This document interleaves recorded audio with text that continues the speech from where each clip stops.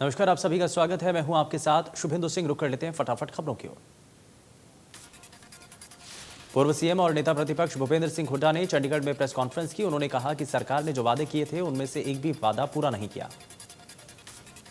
पूर्व सीएम हुड्डा ने कहा कि स्वामीनाथन आयोग की रिपोर्ट लागू करने, बेरोजगारी को भत्ता देने और एमएसपी पर कानून बनाने का वादा किया, पर गठबंधन सरकार को 2 साल बाद भी वादे पूरे नहीं हुए।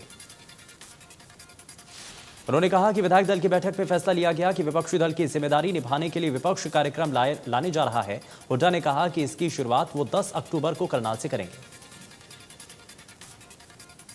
पूर्व सीएम हुड्डा ने कहा कि हर जिला हेडक्वार्टर और जिले में जाकर जनता से उनके मुद्दे सुनेंगे। नेता प्रतिपक्ष हुड्डा ने मांग की कि पेपर लीक मामले की जांच सीबीआई से होनी चाहिए।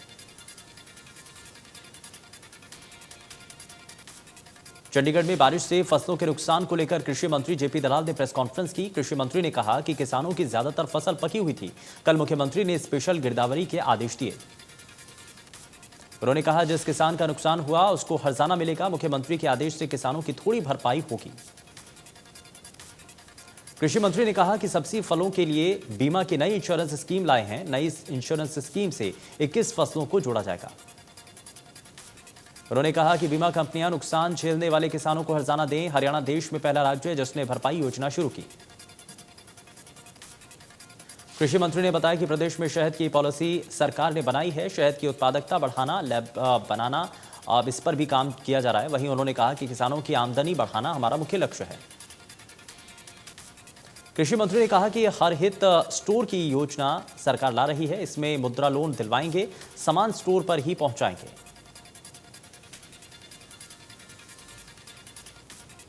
शहीदी दिवस पर रेवाड़ी में सहकारिता मंत्री डॉक्टर बनवारी लाल ने शहीद राव तुलाराम समेत तमाम शहीदों को श्रद्धा सुमन अर्पित कर श्रद्धांजलि दी। और इस दौरान उन्होंने कहा कि शहीदी दिवस देश के लिए बलिदान देने वालों को तो याद करने का दिन है। उन्होंने कहा कि केंद्र और हरियाणा सरकार शहीदों को सम्मान के साथ उनके आश्रितों को नौकरी भी दे रही है। स्कूलों के नाम शहीदों के नाम पर रखे जा रहे हैं। तिगांव में शहीदी दिवस पर ग्रामीणों ने शहीद राव तुलाराम श्रद्धांजलि अर्पित करते हुए याद किया। जिस समय शहीद महिपाल सिंह ने अपने प्राण न्यौछावर किए थे उस समय परिवार में उनके छोटे छोटे 3 बच्चे थे। शहीद महिपाल सिंह के बेटे रिटायर्ड फौजी सुरेश ने कहा कि सबसे सर्वोपरि देश की सेवा है। ज्यादा से ज्यादा बच्चों को फौज में भर्ती होना चाहिए। शहीद महिपाल सिंह पूरे क्षेत्र में युवाओं के लिए प्रेरणा का स्रोत तो बने हुए हैं। उनकी याद में 26 सितंबर को खेलकूद प्रतियोगिता का आयोजन किया जा रहा है। झज्जर में शहीदी दिवस समारोह के नाम से केंद्रीय राज्य मंत्री राव इंद्रजीत सिंह की रैली। ओपी धनखड़ समेत कई मंत्री सांसद रहे मौजूद। 1857 क्रांति में शहीद हुए राव तुलाराम के सम्मान में रैली में शहीदों के परिवारों को सम्मानित किया जाएगा।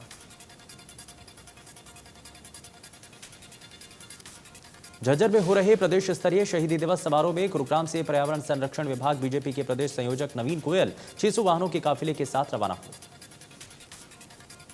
शहीदी दिवस समारोह में केंद्रीय राज्य मंत्री राव इंद्रजीत सिंह मुख्य अतिथि के तौर पर शिरकत उन्होंने की। वहीं समारोह की अध्यक्षता प्रदेश अध्यक्ष ओपी धनखड़ ने की। नवीन गोयल ने कहा कि ये हम सब का सौभाग्य है कि हम सब राव तुलाराम को नमन करके स्वतंत्रता संग्राम के वीरों से समर्पण की सीख लेंगे। उन्होंने देश की आजादी में जो योगदान दिया वो अतुलनीय है। सीएम मनोहर लाल ने शहीद राव तुलाराम को उनकी शहीदी दिवस पर श्रद्धांजलि दी। उन्होंने ट्वीट करते हुए लिखा कि राव तुलाराम जी की भूमिका को कभी भुलाया नहीं जा सकता है। डिप्टी सीएम दुष्यंत चौटाला ने शहीद राव तुलाराम को उनकी शहीदी दिवस पर नमन किया। 25 सितंबर को चौधरी देवीलाल की जयंती पर इनेलो जींद में सम्मान दिवस रैली करने जा रही है। इनेलो नेता अभय चौटाला ने कहा कि ये रैली ऐतिहासिक होगी। लाखों की संख्या में लोग इस रैली में पहुंचकर चौधरी देवीलाल को श्रद्धा सुमन अर्पित करेंगे और कुछ लोगों को सबक भी सिखाएंगे।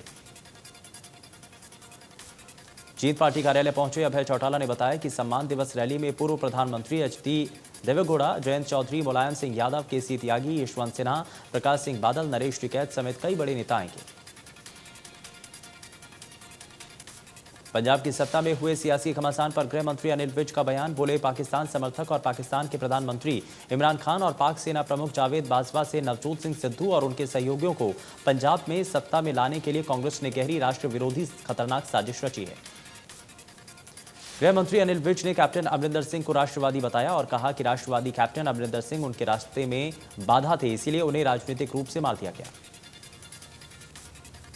विज ने कांग्रेस के मंसूबों को गलत बताते हुए कहा कि पंजाब में सभी राष्ट्रवादी ताकतों को कांग्रेस के गलत मंसूबों को नाकाम करने के लिए हाथ मिलाना चाहिए।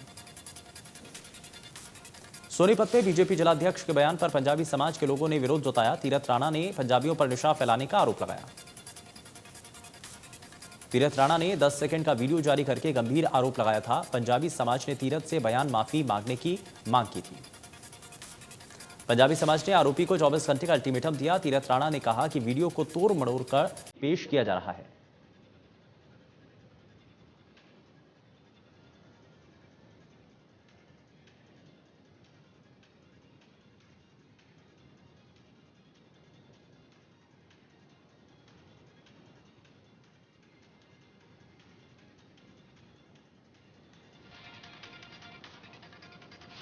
अंबाला में मेयर शक्ति रानी शर्मा ने मेगा कैंप की शुरुआत की। उन्होंने दीप प्रज्वलित कर शहीदों को नमन कर इस मेगा कैंप की शुरुआत की और इस कैंप में लोगों को निःशुल्क आयुष्मान और ई श्रम कार्ड बनाए जा रहे हैं।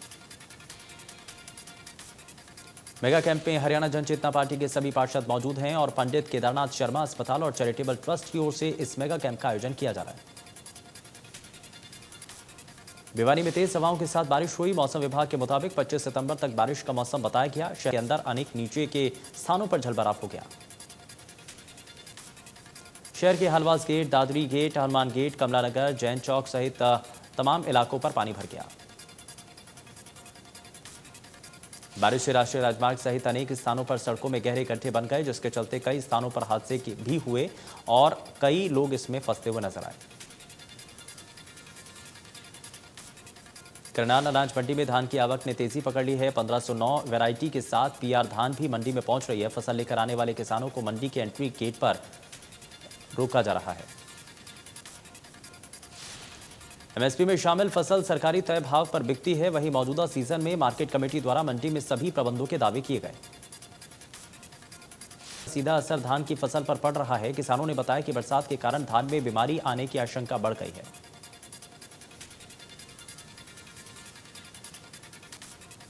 यमुनानगर के जगाधरी की अनाज मंडी में अधिकांश शेड गेहूं की बोरियों से लदे पड़े हैं। अगर धान की खरीद 25 सितंबर से शुरू होती है तो सिर्फ 2 दिनों में लाखों क्विंटल गेहूं की बोरियां रखी जाती हैं। मंडी सचिव का कहना है कि फूड सप्लाई विभाग को आदेश दिए गए हैं कि वो गेहूं जल्द से जल्द उठा लें। उन्होंने कहा कि वो तय दिन के हिसाब से मंडी में धान लेकर आएंगे, जिसमें 16% तक की नमी को स्वीकार किया जाएगा। मंडी के अधिकारी ने कहा कि मंडी में बिजली पानी की व्यवस्था की जा रही है और पूरी मंडी में 250 के लगभग एलईडी बल्ब लगाए जा रहे हैं। सोनीपत की नई अनाज मंडी में धान की आवक शुरू हो गई है, जहां अनाज मंडी में फसल रखने की उचित व्यवस्था न होने के कारण किसानों का करीब 150 क्विंटल धान बारिश की भेंट चढ़ गया। धान भीगने के बाद खरीदारों ने खरीदे हुए धान को लेने से मना कर दिया, जिसको लेकर किसानों ने रोष व्यक्त किया। किसानों की मांग है कि मंडी में खरीद प्रक्रिया को तेज किया जाए। किसानों ने कहा कि भीगे हुए अनाज को मंडी में दोबारा लेकर आने पर सवाल उठाए गए हैं। सोनीपत अनाज मंडी में धान पिछले साल की तुलना में ज्यादा रेट पर बिक रहा है और इस बार धान 700 से 800 ज्यादा भाव पर बिक रहा है। सोनीपत के मंडी प्रशासन ने गेट पास में परेशानी ना हो, इसीलिए मुख्य काउंटर के अतिरिक्त थर्मल प्रिंटर के जरिए गेट पास रिलीज करने के लिए अलग से कर्मचारी लगाए हैं। सोनीपत के अनाज मंडी में 1509 किस्म की करीब 11,000 क्विंटल धान की आवक आ चुकी है, जहां मंडी में खरीद सुचारू रूप से चल रही है। करनाल में भ्रष्टाचार के आरोपों में 2 सचिवों को सस्पेंड करने के बाद इंद्री के सचिव को भी सस्पेंड कर दिया गया। फसल खरीद को लेकर एसडीएम ने कहा कि पीआर धान की सरकारी खरीद के लिए पूरे प्रबंध किए गए हैं। पीआर धान की सरकारी खरीद की सूचना 1 अक्टूबर को आई है।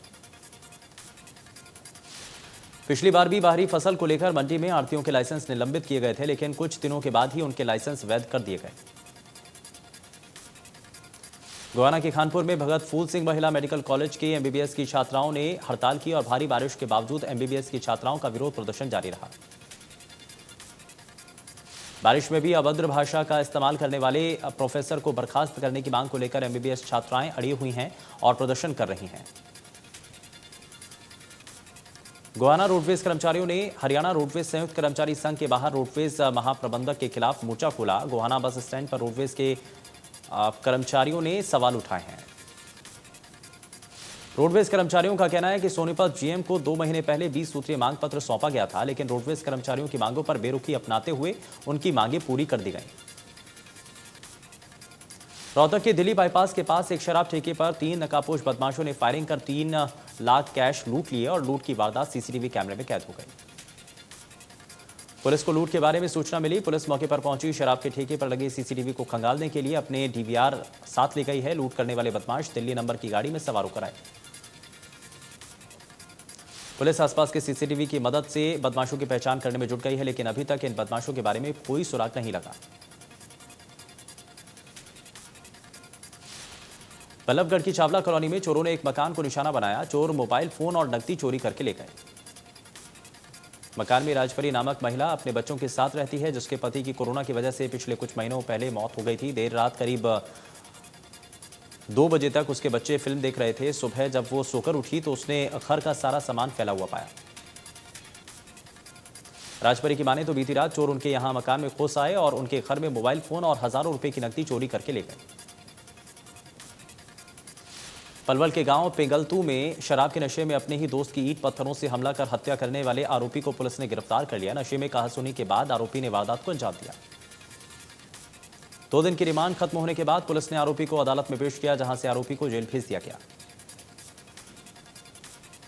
करीना के गांव धनौंदा में पूर्व सरपंच की गोली मारकर हत्या कर दी गई। सरपंच ने ट्रॉमा सेंटर में इलाज के दौरान सरपंच को आपसी रंजिश के चलते मारी गोली। घटना को अंजाम देने के बाद आरोपी मौके से फरार हो गए। पुलिस ने मामले की जांच शुरू कर दी है। पलवल में तेज रफ्तार ट्रैक्टर ने 3 छात्रों को टक्कर मार दी। हादसे में 2 छात्रों की मौके पर मौत हो गई। हादसे में एक छात्र गंभीर रूप से घायल हो गया। सभी छात्र पैदल चलकर जा रहे थे।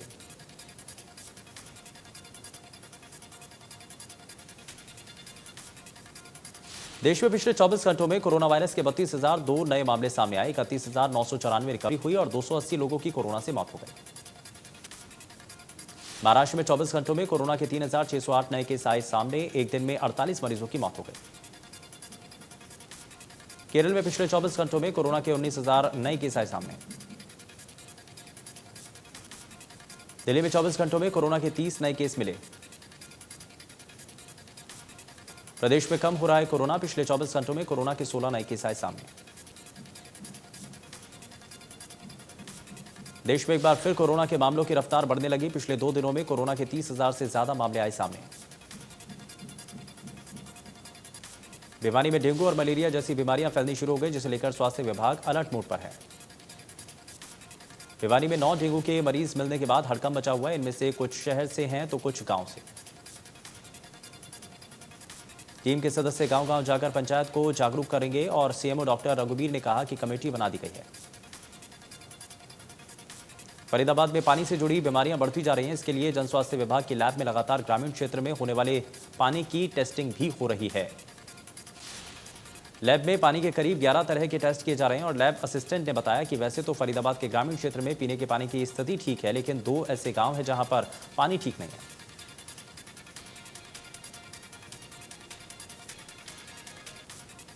गुरुग्राम के पौष इलाके कहे जाने वाले सेक्टर 3, 5 और 6 में गंदगी का अंबार लगा है। पार्क, ग्रीन बेल्ट और घरों के आगे गंदगी फैली है।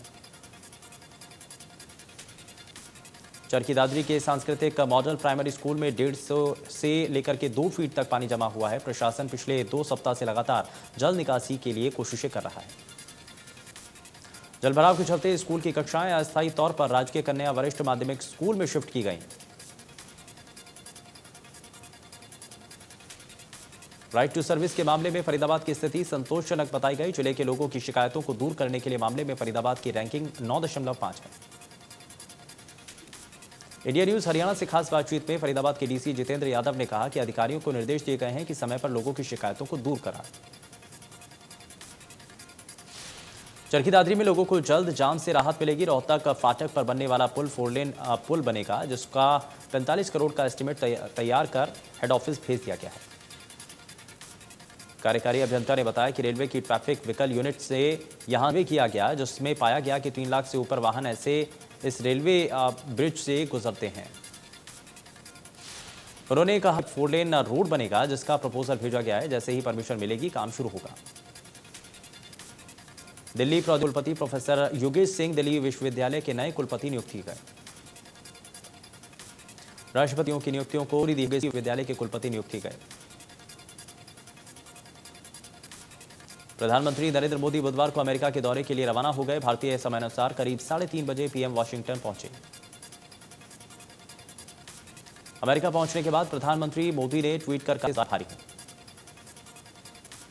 प्रधानमंत्री नरेंद्र मोदी जब वाशिंगटन के ज्वाइंट बेस एंड्रयूज पर उतरे तो वहां बड़ी संख्या में मौजूद रहकर जोरदार स्वागत किया। अमेरिका पहुंचने से पहले पीएम ने विमान के अंदर की एक तस्वीर पोस्ट की जिसमें वो कुछ जरूरी फाइलों को पढ़ रहे हैं। पीएम मोदी आज उपराष्ट्रपति कमला हैरिस से मिलने के लिए आइजनवर एग्जीक्यूटिव ऑफिस के लिए। पीएम मोदी ने आगे बताया कि राष्ट्रपति बाइडेन ऑस्ट्रेलियाई स्कॉट मॉरिसन और जापान के पीएम योशिहिदे सुगा से दौरान मिलेंगे। पीएम मोदी कल व्हाइट हाउस में अमेरिकी राष्ट्रपति जो बाइडेन के साथ पहली व्यक्तिगत द्विपक्षीय वार्ता करेंगे, जिसके बाद वो बैठक होगी। पीएम मोदी यूएन के 76वें सेशन के दौरान जनरल डिबेट को संबोधित करेंगे। आईपीएल का चौथा मुकाबला बुधवार को दिल्ली कैपिटल्स और सनराइजर्स हैदराबाद के बीच दुबई इंटरनेशनल क्रिकेट स्टेडियम में खेला गया। ऋषभ पंत इस टीम ने सनराइजर्स हैदराबाद को 8 विकेट से मात दी। मारा गया। सुरक्षा जिले के जौनापुरा इलाके में काशवा गांव में आतंकवादियों की मौजूदगी की सूचना के बाद इलाके की घेराबंदी शुरू कर दी थी।